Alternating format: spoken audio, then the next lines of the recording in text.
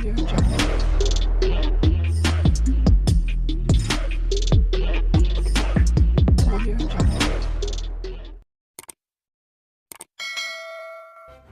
kasih kerana memilih channel ini. Sebelum kita mulakan video ini, sila pertimbangkan untuk menekan butang like, share dan subscribe dan aktifkan butang lonceng anda agar anda sentiasa mendapat info-info percuma pada setiap hari dari channel kami. Dan tinggalkan komen anda kerana komen anda amatlah dihargai. Terima kasih. Suruhanjaya Pencegahan Rasuah Malaysia SPRM sudah menyelesaikan siasatan mereka. Anak Menteri Besar Perlis Muhammad Shukri Ramli yang terkait dengan isu rasuah. Malaysia kini difahamkan Pegawai Suruhanjaya Pencegahan Rasuah Malaysia SPRM yang berkaitan sudah menyerahkan kertas siasatan mereka kepada Jabatan Peguam Negara beberapa hari lalu. Menurut sumber, selain mengemukakan dapatan hasil siasatan, Suruhanjaya Pencegahan Rasuah Malaysia SPRM juga mencadangkan agar sekurang-kurangnya seorang suspek dibawa ke mahkamah untuk menghadapi pertuduhan jenayah.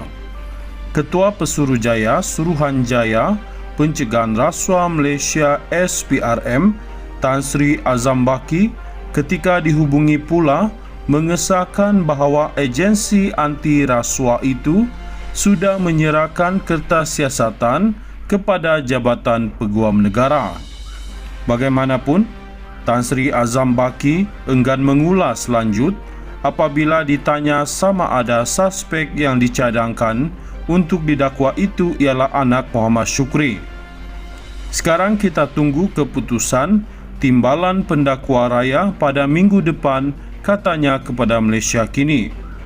Bulan lalu, Suruhanjaya Pencegahan Rasuah Malaysia SPRM dilaporkan menahan reman anak Menteri Besar terbabit dan 5 yang lain bagi membantu siasatan berhubung kes mengemukakan dokumen palsu bagi membuat tuntutan bernilai RM600,000 sejak tahun 2022. Bagaimanapun, penelitian mendapati projek yang didakwa itu tidak dilaksanakan. Ia melibatkan projek kerja-kerja penyelenggaraan, pembaikan, pembekalan dan perkhidmatan dari 2022 hingga kini. Suruhanjaya Pencegahan Rasuah Malaysia SPRM juga menahan Muhammad Shukri ketika dia hadir di Ibu Pejabat Agensi Anti Rasuah berkenaan di Putrajaya pada 30 April bagi memberi keterangan kepada penyiasat. Muhammad Shukri yang juga Pesuruhjaya PAS Perlis kemudian dibebaskan pada hari yang sama selepas penyiasat selesai merakam kenyataannya. Badan Pencegah Rasuah itu dilaporkan sedang menyiasat Muhammad Shukri atas dakwaan salah guna kuasa. Malaysia Kini difahamkan Suruhanjaya Pencegahan Rasuah Malaysia SPRM mungkin akan memanggil Muhammad Shukri semula untuk disoal siasat tidak lama lagi. Suruhanjaya Pencegahan Rasuah Malaysia SPRM sudah menyelesaikan siasatan mereka. Anak Menteri Besar Perlis Muhammad Shukri Ramli yang terkait dengan isu rasuah. Malaysia kini difahamkan Pegawai Suruhanjaya Pencegahan Rasuah Malaysia SPRM yang berkaitan sudah menyerahkan kertas siasatan mereka kepada Jabatan Peguam Negara beberapa hari lalu. Menurut sumber, selain mengemukakan dapatan hasil siasatan, Suruhanjaya Pencegahan Rasuah Malaysia SPRM juga mencadangkan agar sekurang-kurangnya seorang suspek dibawa ke mahkamah untuk menghadapi pertuduhan jenayah.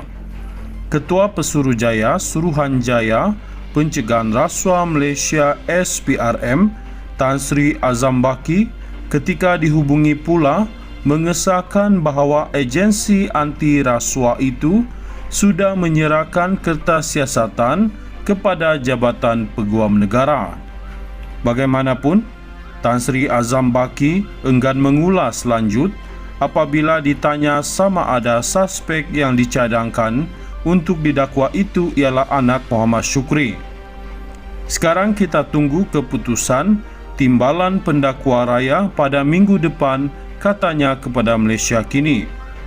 Bulan lalu, Suruhanjaya Pencegahan Rasuah Malaysia SPRM dilaporkan menahan reman anak Menteri Besar terbabit dan 5 yang lain bagi membantu siasatan berhubung kes mengemukakan dokumen palsu bagi membuat tuntutan bernilai RM600,000 sejak tahun 2022.